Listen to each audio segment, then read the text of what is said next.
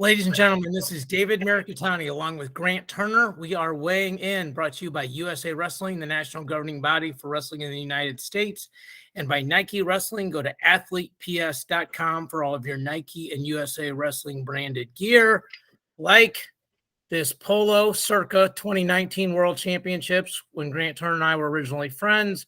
GT, good to have you back, brother. Appreciate it, man. Looking forward to being back. Yeah. So I think last week and weekend might have been the most number of events on a national level the USA Wrestling has ever put on in 1 week, like in a span of 5 days, right? There was so much wrestling going on. It would be hard to even be a wrestling fan and know and keep up. Amen. So we're going to concentrate primarily on Final X, but we do want to give credit to and congratulations to all the folks that made world teams on the U20 level, the U23 level, the Southern Plains champions. I think there was a Northern Plains or in Illinois. There was a last chance qualifier last weekend for the Fargo team. There was a ton of wrestling. Before we get into Final X, GT, I was in Chicago last weekend. Mom and Dad were down in Stillwater. They said they were keeping an eye on you, making sure you stayed out of trouble. But I want to give a shout to Mike Powell, Mike Dixon, James Torres, all the folks at BTS Chicago, Kathy Yen. They raised $525,000 for inner city kids to better their lives, empower themselves to the sport of wrestling. And it was a very, very cool night. I sent you a couple pictures. Saw your boy B Right out there. It's sometimes I think, Grant, like you, especially on the good side of it, you rub elbows and you're a part of wrestling at the highest circles of the world, United States and worldwide. I think sometimes it's almost easy to forget what wrestling can do for folks at a grassroots level. I don't know how you grew up, but I wouldn't think you grew up super hard or poor or anything like that. I grew up very middle class. We weren't rich, but I never worried about shoes or food or a roof or any of those kind of things. There was one story there where a young man had told the coach, he's like, "Look, coach, I'm just not going to wrestle this weekend." And if anybody knows Mike Powell and Mike Dixon, if you sign a contract, that contract is going to be upheld. And I mean that in the biggest possible compliment. Like, you're going to keep your word because those guys keep their word.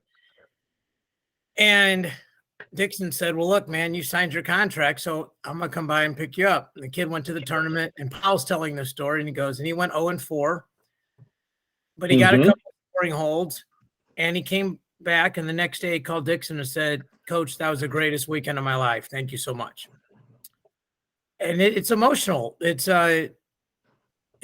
just emotional, man. So I want to give a shout to those guys, and you are the person, you are sort of the face for Nike in a lot of areas where Nike does a lot to help organizations like this. So I wanted to give you a platform, just if you wanted to talk either about BTS Chicago or any of the organizations that Nike and you are involved in, just to be able to say something. Well, I think the biggest thing is that the Beat the Streets organization has done phenomenal work in all of the areas. Beat the Streets Cleveland, Beat the Streets New York, Beat the Streets Chicago, Beat the Streets LA. I'm missing a couple of them. I believe there's like Beat the Streets New England, and I believe there's some other places that have. I think Philly has one. Yeah. Philly, maybe DC. And I've primarily worked with probably maybe 5 or 6 of the Beat the Streets organizations, and everybody that I talk to is, just over the moon with the amount of support that the community gives to them. Also understanding like where these kids are coming from, being able to get involved with the Beat the Streets organization, and just being able to have access to those athletes. I mean, the people that are helping out, I know that like Haley Agello was working with Beat the Streets Chicago for a while. I don't know if she still currently is or not, but I know that having an Olympian helping out a first generation wrestler is, like completely unheard of when it comes to the accessibility of our sport to the best that our country has produced. Yeah. So Kudos to them. Amazing stat line, being able to raise that money and be able to help those kids and be able to get those athletes to tournaments, and then also growing the sport at a grassroots level in places that maybe would have never had the opportunity in order to get into our sport at all. Yeah, it was cool. I was able to donate some of the Missouri Border Brawl gear from previous years that Nike had produced. And, we had that conversation, and the kids thought it was amazing, the red, white, and blue stuff and our logo and things like that. I was able to get a banner from the NCAA Nationals that, they're going to be able to hang up in their room. It's these little things. I was just up there in Chicago 3 weeks earlier, butchering Cog Hill with Mark Ostrander, and Ben was actually able to come to the gala. And, his son, who is newlywed, 3 weeks, just came back. And, he supported the event, bought one of the silent auction items. So it was very, very cool. Matt Collum, our guy who's coaching up there at Loyola, went. So with his girlfriend, I got to meet his son, 11-month-old GT. I don't know what the NAI signing rules are, but you should probably get on that young man as soon as possible. He's walking already, hitting drop steps in his playpen. The guy's a beast. Love it. Sign him up today. I want to just thank everybody for the hospitality. And I told you off the air, hey man, if they don't have 19 events next year at the same time as BTS Chicago, you need to head over. It's a chicken soup for the soul experience. So back to Final X. I'm going to try to share a tab here. See if we can do this. So GT, you were not on last week, but our the picks we did before, I beat Mark and Cody at Final X Stillwater. So, but let's just go through this. So Sammy Jones, Thilke, you were actually at Final X Stillwater, correct? Yes. So Thilke in 2 straight, but 2 pretty good matches, right? Yeah, I mean, Sammy Jones, previous world team member at that weight class, was making some great strides, looked really good this year, and actually had beaten Jesse before, I believe at the U.S. Open, or if not at trials. But yeah, I mean, Jesse looked great. He looked composed. Yeah, just super excited for Thilke. I think it's his first world team since the Olympics in 2016. I think you're right. Yeah. Because I think that he had stepped away for a little bit because of injury, and then, making a little bit of comeback, and then got in with the WCAP program because he was at Legends of Gold up there in South Dakota doing some coaching, and then I think just got back into it. So super proud of his arc. So getting back into shape and looking like the man of old. Yeah. So Diamond Guilford goes 2 straight. She looked good. She got some nice dance moves when she was done afterwards as well. So this is the weight that's basically been Adeline's home forever. So this is pretty exciting for USA Wrestling here to have a new senior world member. And this is really her chance. Obviously, Adeline will be a favorite when she comes back. But if Guilford can go place at the world, she literally gets to go to Final X and take a much shorter path to trying to make the team in 23, and then obviously the Olympic team in 24, right? Yeah. And I mean, I think there was one other year in there that I think Victoria Francis made the roster. I don't know if it was at 72 or 76 when Adeline, I think, was hurt or took a year off right after the Olympics, I believe. Maybe it was Paris. Yeah. But I mean, Adeline has been holding that weight class down just with a big old paperweight for ever. Yeah. One of the most really, when I think we look back 10, 15 years from now, this seems like a golden age of wrestling when you look at all the men and women that are winning so many medals repeatedly at the world level. And I think she may go down as one of the low-key greats of all time that just hasn't maybe gotten as much dap as some other people. Her style is very, very efficient. not necessarily like a headline grabbing kind of style. So I think that might be a part of it. Colton Schultz dominated. I got a chance. Well, I got a chance. I was with you when we were with Eric Thompson up at World Team Trials in Coralville. And I mean, he talked about just the likability of this kid. And he's Schultz's primary workout partner. I mean, I think he's still 21 or 22 years old. I mean, what was the guy that said the crazy quote? The roof is the ceiling for this guy. Yeah. I mean, this group, I mean, I think that I think it was, like Kamal, Tracy, Colton Schultz. I think they all came up through in that we had some historic runs with the juniors and the U23s as they were kind of coming up. They were having like the first couple of medals that they've had in a long time at those age group categories. But I mean, Schultz, what a year he's had. Yeah. NCAA collegiate finalist, also Olympian. Yeah. Whole calendar year, basically making an Olympic team, now making the Oslo world team, now making the Serbian world team, NCAA finalist. He's putting together a little rap sheet himself. And lost in the NCAA finals to maybe the GOAT of all college heavyweights. And in maybe we look back, the greatest collegiate bracket of all time. I mean, there's still to be played out what all these guys are going to do, but the credentials are pretty insane so far. So, yeah. And just like the nicest kid in the world. So, okay, Zane Oliver. So I love my mom. You know this to death. I talked to her Thursday evening. She went over to the dinner and she goes, David, we got to have dinner with Kendall Cross. I go, that's nice. She goes, he loved being on your show. He said to say hi. I go, that's great. He goes, Jordan's hurt, right? So apparently Oliver's back leg was pretty banged up and didn't have a lot of push. This was such an interesting match because there was times where both of them kind of just played the edge and ran, but when they wrestled, the flurries were really amazing, didn't you think? Yeah, I mean, for whatever reason, as dominant as Zane Rutherford has been when he was in collegiate wrestling, like, whatever Hodge Trophy winner, yeah, probably the Gregarian at some point in time. I don't know if that ever happened, but just teching and pinning people everywhere. And then he goes to the international wrestling scene. And then of course it's like close nail biters and, basically his scramble ability with Jo, with Yanni, all of these different matches.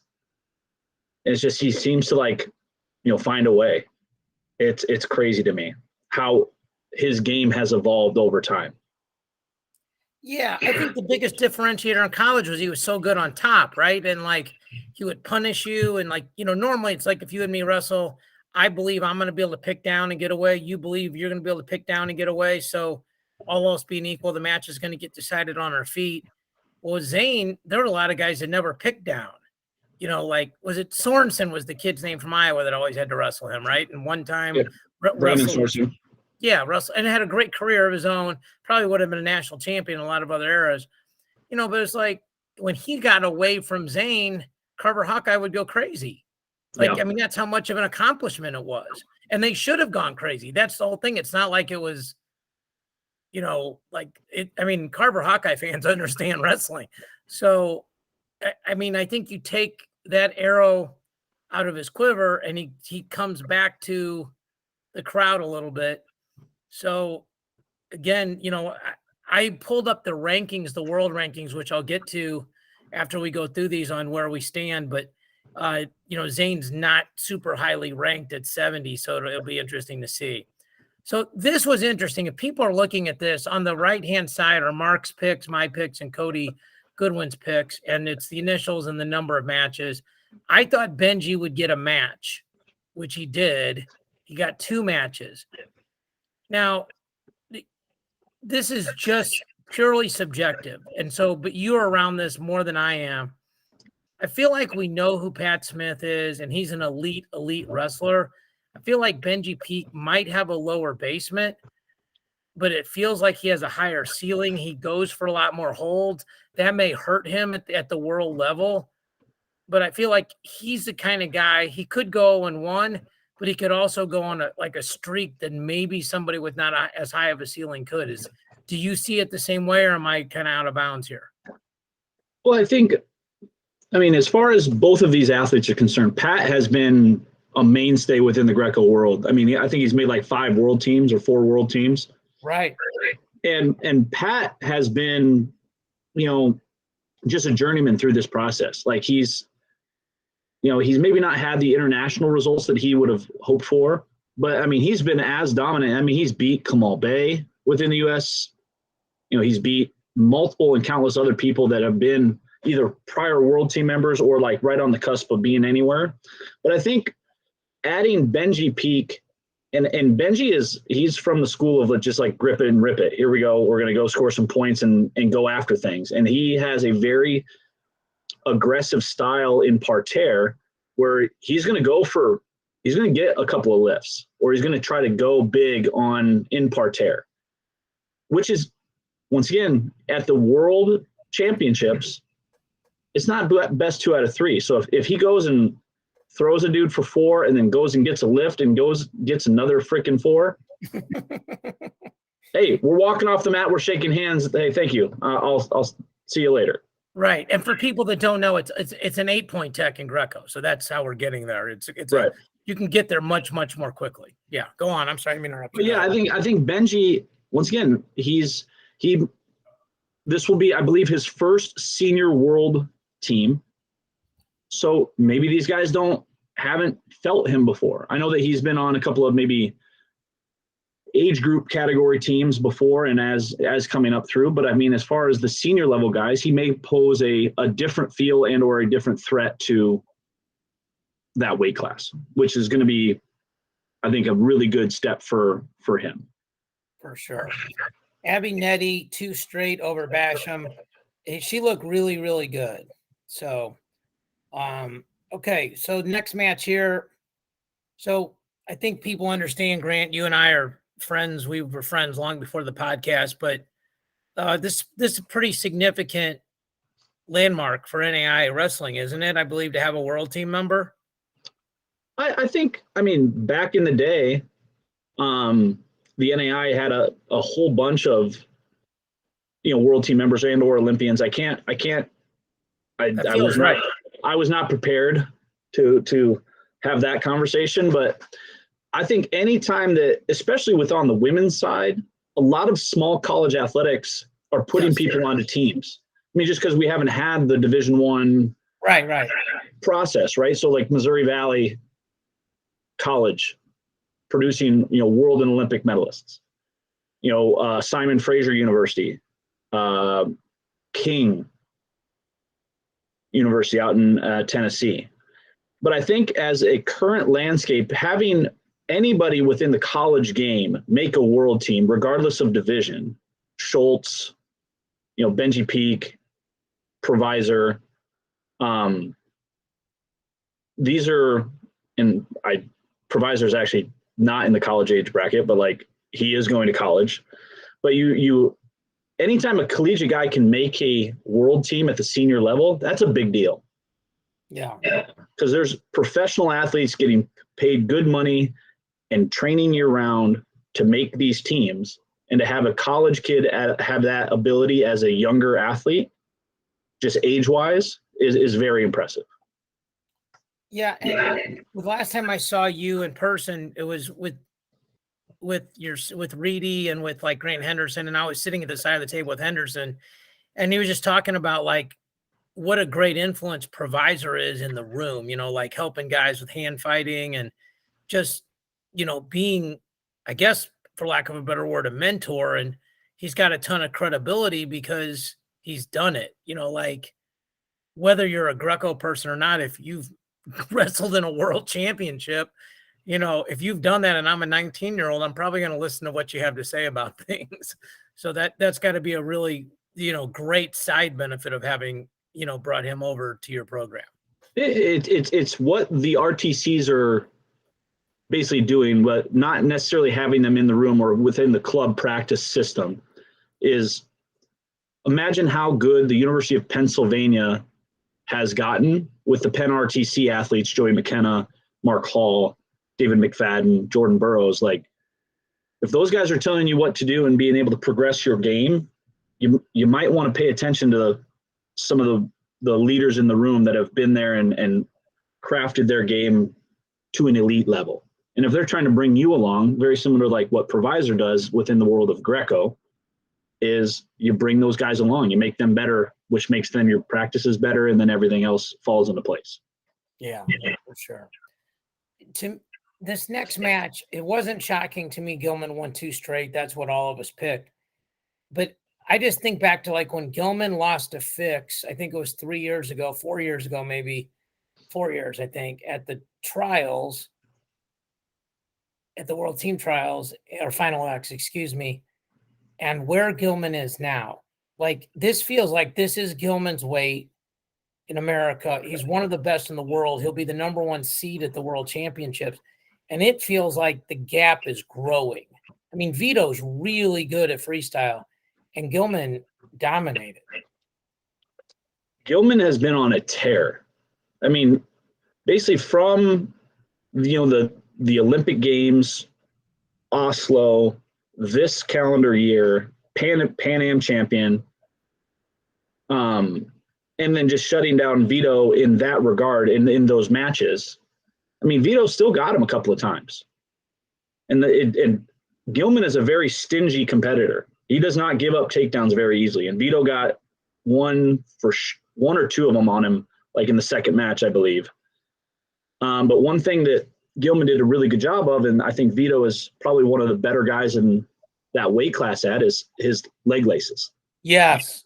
Yeah. And he is a magician with that thing. And he just could not get that going in parterre. And I think that Vito, once again, college athlete, he's pushing the very best in the world, like on our soil. It's only benefiting Thomas and making Thomas's game better. Yeah, for sure. Nowry wins a close one, 2 close matches with Kuntz. So this next one was probably the biggest surprise to me. All 3 of us picked Fix in 2 straight. He had beaten Seth Gross like 10-0 in like 2 minutes earlier. He wins the first match 6-6, jumped out to a big lead, and Gross kind of just ran out of time, frankly. And then Gross jumps out to a lead in match 2 and in match 3, and both time Gross walks him down. I don't know if I might have said Gross twice. Fix jumped out to the lead both times, and Gross ran him down. These just feel like 2 of the better human beings in our sport. Kind of heartbreaking to see Dayton lose, especially in Gallagher, but it's hard to not be happy for a Seth Gross. You're conflicted, right? Because you have a world silver medalist in Dayton Fix representing the United States. It's kind of been a young kid up and through, like he probably has a lot of fans. And then to have him lose in his home arena in front of the home crowd, I think, for the Dayton side of the fence, that's a tough pill to swallow. I think everybody also is a big fan of Seth Gross and his progression and his arc and what he's gone through in order to get to where he's at. Yeah. And then as far as the wrestling itself, I mean, those are some great matches. Controversial calls, push outs, scrambles, takedowns, like ebb and flow back and forth. I mean, those are the matches that you're going to remember for a long time. Yeah, I think the Fix, there's one of these rules where like you don't challenge yourself out of the lead, but it felt like there was a couple step outs where I thought maybe Fix was grounded or Gross had stepped out first, and I think by the book they were correct to not throw the brick, but maybe you throw the brick, maybe you win, and if not, Dayton catches a blow and catches his composure. He's in such great shape. It's hard to imagine he was tired, but he was wrestling in a way that would make it seem like he was tired. Go ahead. No, go ahead. No, go ahead. I think it's just, I think Gross also being, I don't know, an 8 foot tall, 61 kilo athlete, had some pretty good leverage on him, and, looked strong and looked the part for a 61 kilo athlete. I think, that leverage played a part in those push outs or grounding or getting those points on the edge. Well, and this is an interesting meet in the middle match because Fix will go down in 24, and I think Seth Gross has already said he's going to go up. So I don't think Seth Gross would be able to make 57 and compete well. I think he might be able to make 57, fist bump, and then go eat a sandwich. Like, I don't think he's built for 125.4 pounds. Correct. Right. Jenna Burkett gets hurt, and it looked really scary. Neck brace, the whole scenario there. Twitter made it, her comments, I think she's okay, like nothing life-threatening, which is obviously by far and away the most important part. I mean, the sidebar is Jakara makes the team. It was a great first match. But again, Jakara is on the team here. The Jaden Nate matches was really interesting to me. Like, I had a bunch of people say to me, like, man, Jaden didn't look good, this and that. I think Jaden's another person, almost like Adeline, where people have like this, I don't know if it's a criticism, but like, Jaden's probably the best wrestler I know that people talk to me about the most and say, man, he could be so much better if. I mean, the guy made our Olympic team in 2016 and has placed at every world or Olympic championship he's ever been to. And he's made the team every year except the trials when he missed weight. So, I mean, but it was a weird scenario where, like, he lost a match. We saw him give up a straight-on double, which we almost never see. And all three matches were fairly close. I mean, I'll play for the side of the fans and the people that would ask you those questions. I think when you see Jaden Cox and you see the abilities of, let's say, him, Kyle Snyder, David Taylor, Kyle Dake, and you're like, oh, what if Kyle Dake would shoot 15 times a match? Right. Like, how good could he, how dominant could he be? And I'm just pointing out Kyle Dake. I love Kyle Dake, and this is not what my opinion would be of his style of wrestling. But you think about those guys, and you think about, even if you're coaching or like at the high school, middle school, collegiate level, it's like, oh, if this kid would just do a little bit more. Like, I think that's the fan in everybody, that you want to see them just press the gas pedal all the time and go just be dominant and go, whatever it is, 10-0, 10-0, 10-0, 10-0, or scrap it out like Cologne and Gross and score 35 points per person. I think for Jaden and some of these other guys, it comes to like a comfortability, knowing like how the tactics are. I think it's when, not giving away matches that, once again, the gap between these guys are razor thin. Nate Jackson looked amazing. I thought he wrestled the best he's ever wrestled against Jaden. For sure. No doubt. Yeah. So I think all of those things that basically bring into the conversation of, like, we all know how Jaden is. He is a rock star for USA Wrestling and has been very dominant. And then, like, all of a sudden you see him maybe lose a couple of matches. You're like, well, how did that happen? They're wrestling matches. Like, sometimes it does happen. Yeah, I think the other odd part too is that Jaden and Nate used to be training partners. Jaden and Nate are friends. One of the links I have open on my computer at all times, it's one of my favorite podcasts, was doing an interview with Jaden and Nate together when BWA first came out. And one of the reasons I keep it is when Nate's teeth were knocked out. So it's just the optics of it are very funny. But I think there's something different about wrestling somebody you actually really like.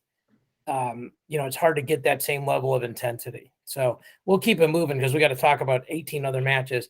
Mallory Velty, along with Seth Gross, were probably the two biggest shocks to me. Went 3 matches, but she dominated the 2 matches she won. She looks like she's ready to do some damage at the world level, GT.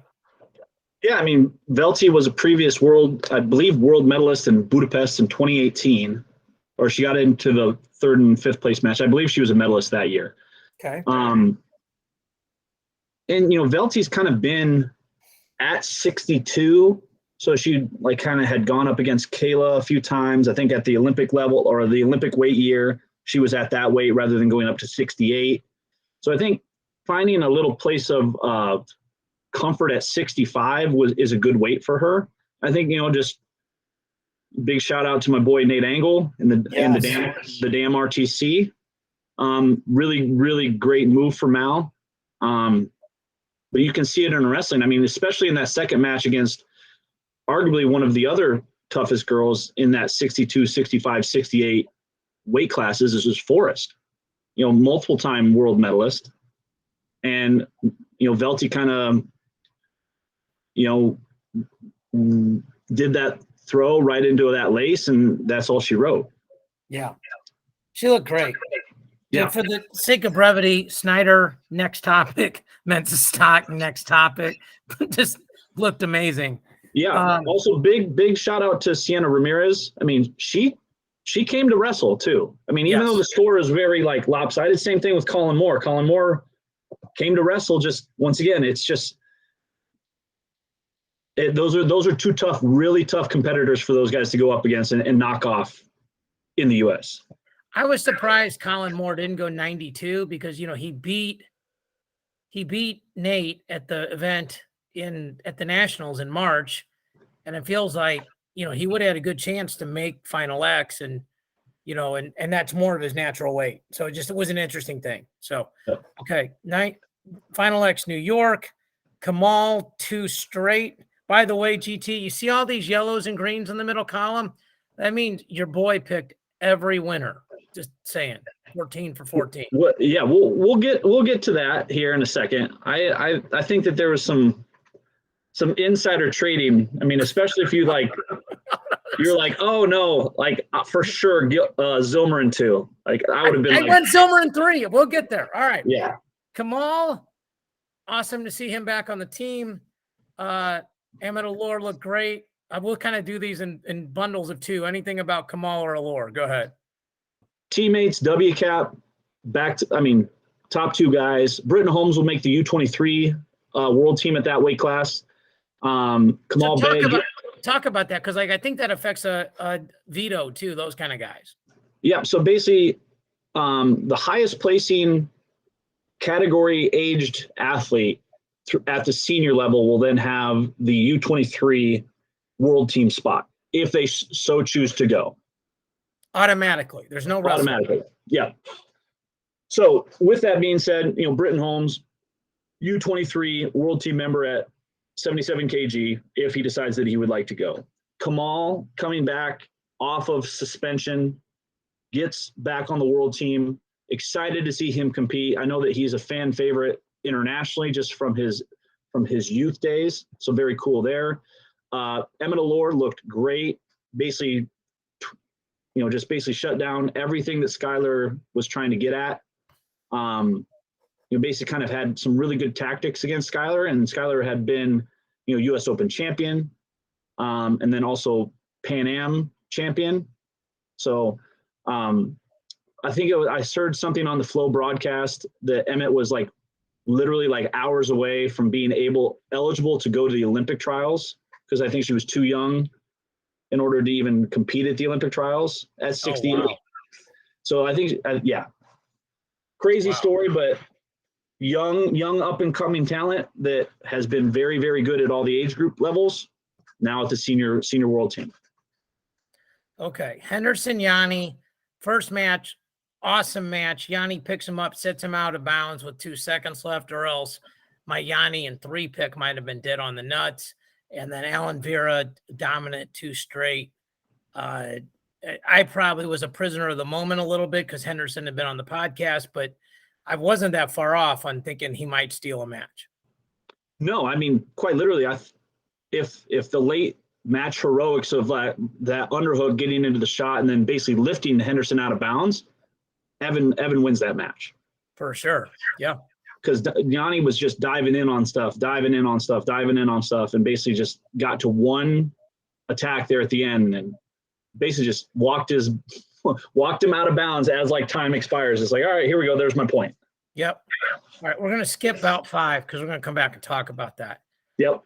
That's the advantage of my name being on the pod. So Yeah. Sancho 2 straight, and look at that right there. Dom Parrish 2 straight. Only one person picked that right, by the way. Hey, okay. So as far as Sancho and Nutter, great, amazing first round between those two athletes. I think it was like literally like 9-9 or 10-10, something crazy like that. Basically going for it. Great exposure for the sport of Greco, especially at that weight class, because those guys did come to play. And then Felicity and Dom was just looked super talented. Felicity, U.S. Open champion, but Dom just was all getting all over legs. Yeah, like he was able to get some takedowns there. Super excited for her first, I believe, first senior world team for her as well. So very, very big kudos to Dom for making that happen.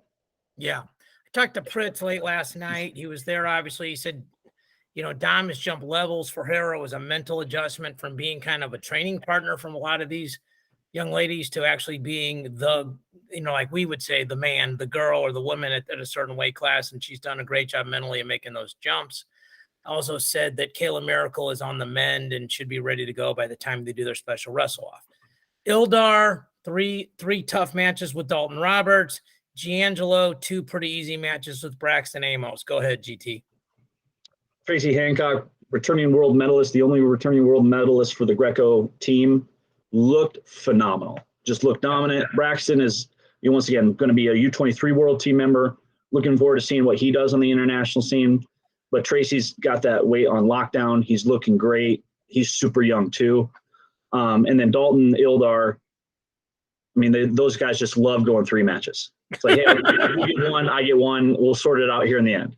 So super pumped for Ildar. But Dalton's on his way up, making a world team last year as well. So excited for both those guys. Hildebrandt looked great against Lampy, 2 straight. Dake looked controlled too late. Nolf actually at one of the matches got the lead, but Dake does Dake things and scores when he needs to. Kyle Dake's an absolute monster. That's just the tweet. Absolute monster. And then of course Hildebrandt. And then Hildebrandt, same thing.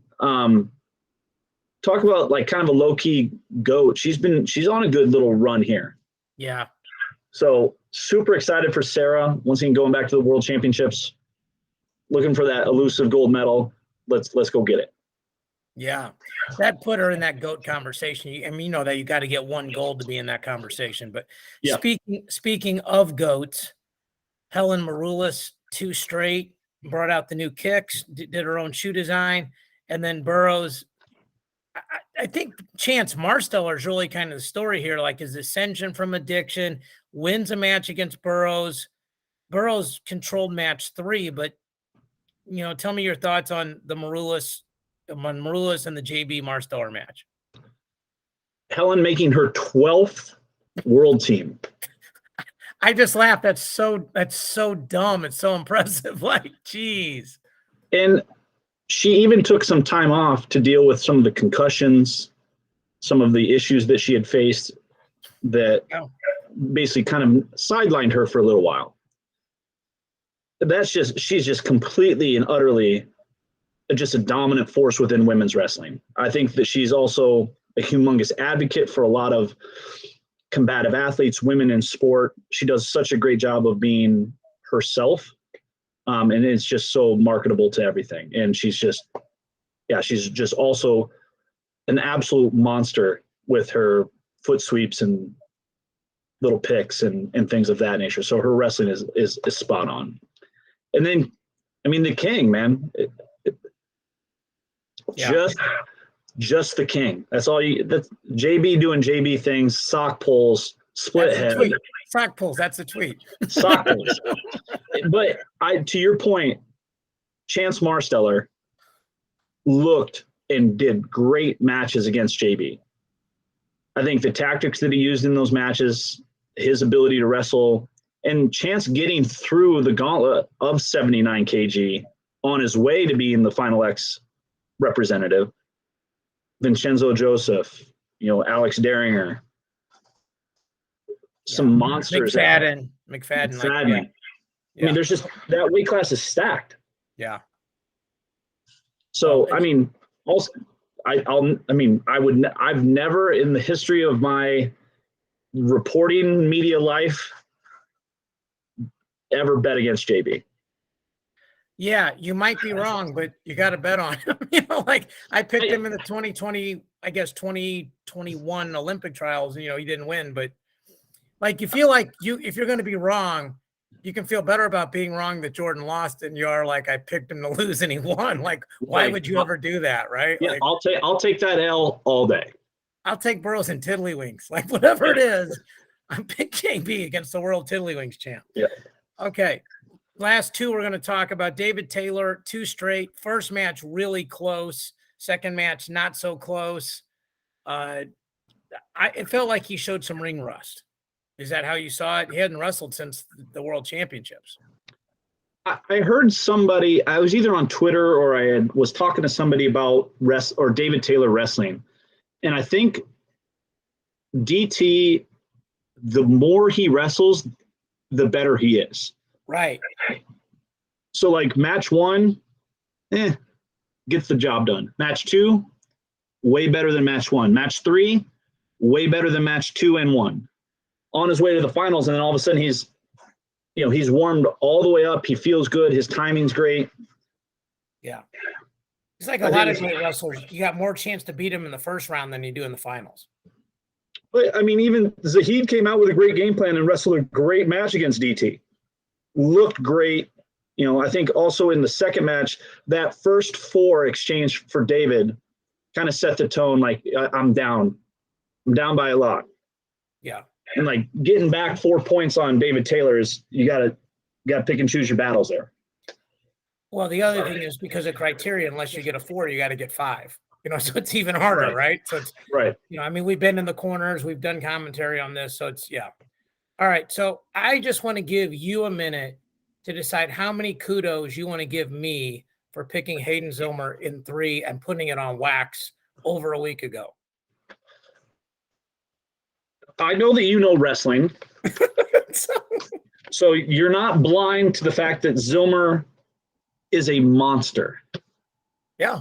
And I think he's the last person to make a senior national team in both styles. He did do that. I don't know if he's the most recent, but he definitely did it. I think he is the most recent.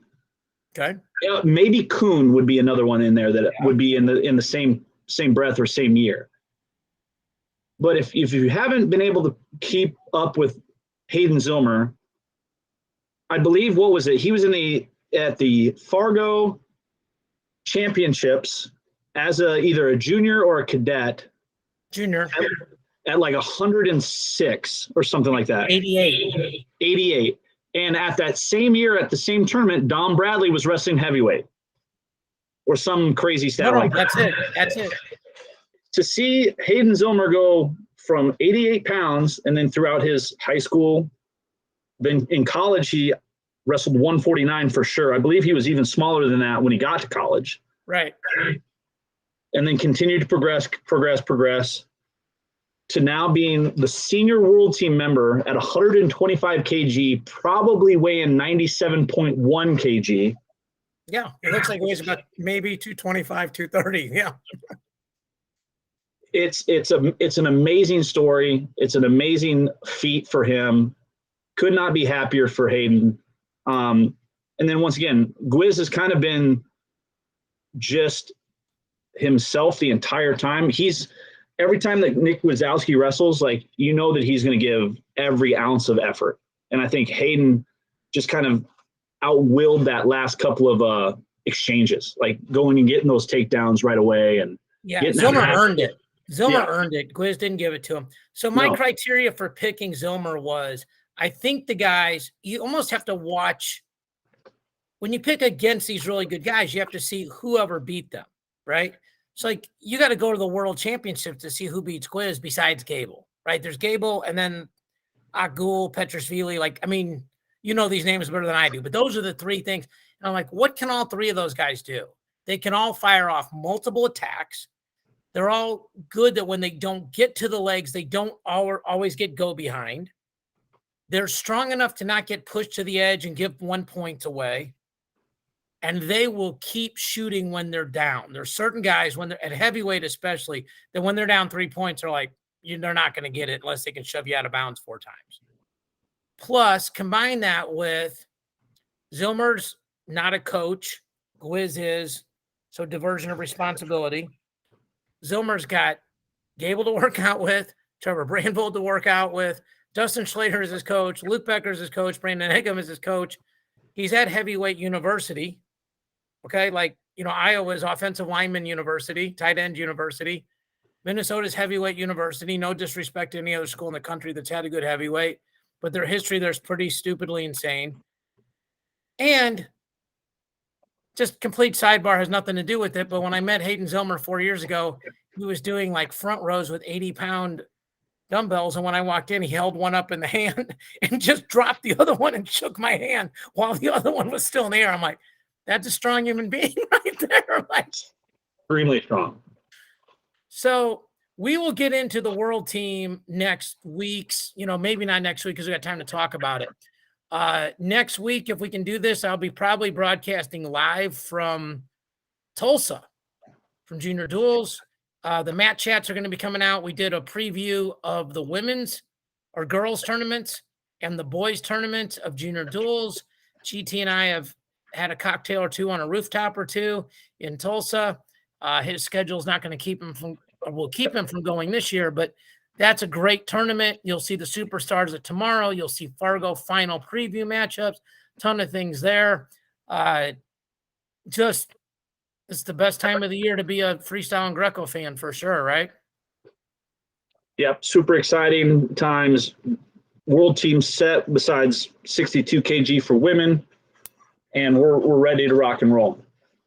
And we're going to talk about your predictions because I wrote down the UWW rankings, and we will get to those. But really fun watching this wrestling. I want to thank USA Wrestling. Mom and Dad got great seats down at Final X. They truly appreciated it. So thank you, Rich Bender. Thank you, Gary Abbott. For Grant Turner, for Mark Ostrander, who's on the train, but is the wise sage of this program. I am merely David Mirikitani. Thank you guys for watching and listening. We'll see y'all next week.